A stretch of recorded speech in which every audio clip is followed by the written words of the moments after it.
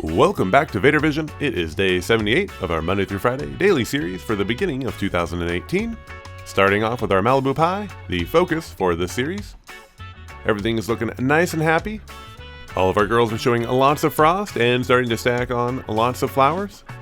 Our one that was not defoliated as much as the others and was a little bit of a runt really stretched up a lot, not stacking quite the same as our others that did get the leaf stripping and training techniques.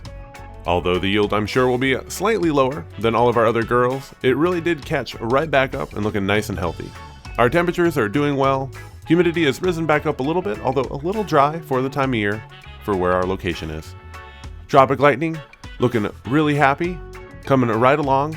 Humidity is also up in the rooms. When I keep the doors closed, keeps it up more towards 50%, but we are ranging down towards 40% on and off throughout our week. The good news is though, with our higher humidity, they have not been transpiring quite as much, and I've been able to water them every other day, give them about 3 liters per container. And when the humidity starts to drop down a little bit lower, I still will give them a light top watering, maybe a ½ liter per container, just to keep the top soil a little bit moist for all of our microbes and earthworms. All 4 of our girls are looking incredibly healthy this run. Both soil mixes are doing fantastic. They both look really similar. The 2 girls in our recycled soil are actually a little bit bigger and a little bit healthier, so that's pretty interesting, and we'll see how it ends up developing throughout the later parts of flower. I'm sure both recipes will be just fine, and I am not expecting much variance between either of the soil recipes. They are looking like they're enjoying the HPS light with no problems, so we're going to let them lie and switch on over to one of our breeding rooms. We are still continuing breeding with our males and our females. In this room, females are coming right along. They've sucked up all male pollen. You can see all of their hairs have gone brown because they have collected pollen between their pistils and into their calyx to start development of seeds. So soon we'll be able to raise him up and kill him on off. Jumping over to our chill LED tech light. All of our girls are looking nice and happy. We have had this light on 100% and I see no issues from any of them. Canopy is looking pretty good. Cookies are a little bit taller than the tropic lightning, so not a perfectly even canopy, but that is to be expected when throwing multiple strains under one light. Overall though, no bleaching from any of the leaves or the tips of the flowers. They look like they're loving the full spectrum of this light. The only real effect in coloring would be some of those extra purple stems on the larger fan leaves, but the stalks themselves look nice and green, all of the flowers look wonderful, so no need to make any nutrient adjustments. We're just going to let them run right as they are. So far though, I will say that this is the best LED run that I have personally run myself, and I'm really anxious to see how the harvest ends up turning out. Our Doji coming right along. That one trickster girl, this little weird sac has never opened up. Almost looks like it might start dying. So this trickster definitely looks like it's fully female, but I probably would still avoid breeding with anything that would show those kinds of traits. Even if not a problem to run it in flower, you can just give it a little plucking, still avoid it for future breeds. Everything is looking good in our Malibu's Merlot room as well. Everything in here really even, letting them kind of grow up, not any extra short ones. Pretty good canopy.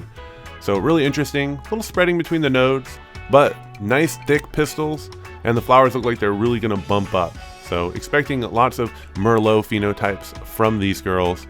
Not as much sweet in here. I can definitely already tell there's a lot of Merlot influence in the terpenes. For our Malibu, I'm getting lots of sweet and spicy flavors, which is really interesting, and I love this one in the back corner. It looks really healthy and really frosty. I wish I had put it in the front, but the tall ones in the front are a little tall, so just gonna leave everything where it's at. One of our girls did stretch up right into the path of the fan, getting some wind damage, so I just use a yo-yo to kind of pull it off to the side.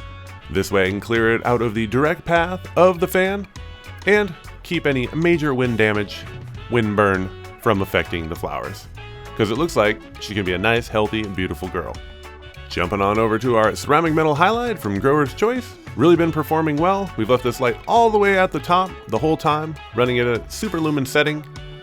They've really stretched up a lot. They've got some nice big healthy fan leaves, but in the future I definitely think the light can be lowered for future strains. So it's good to try things out, run it all the way at the top, especially when getting recommendations from other friends.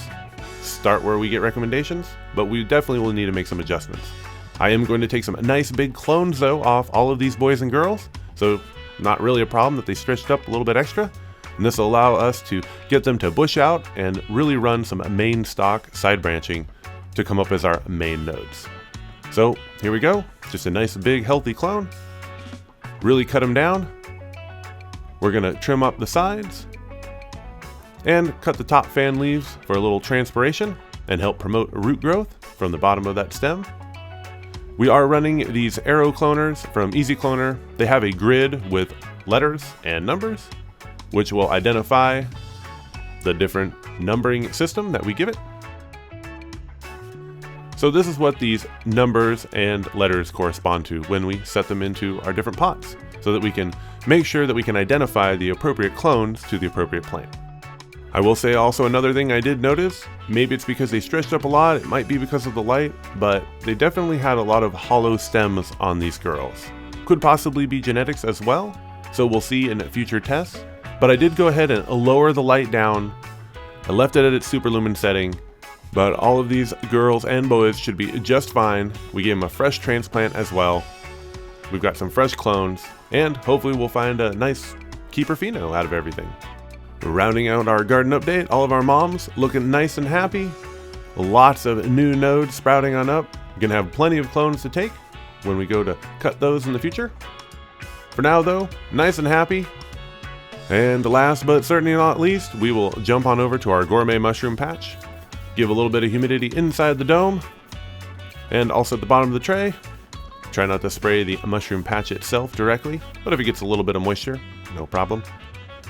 And we're all set.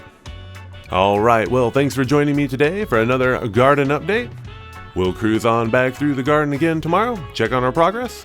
But until next time, I'm Vader, and I'll see you later.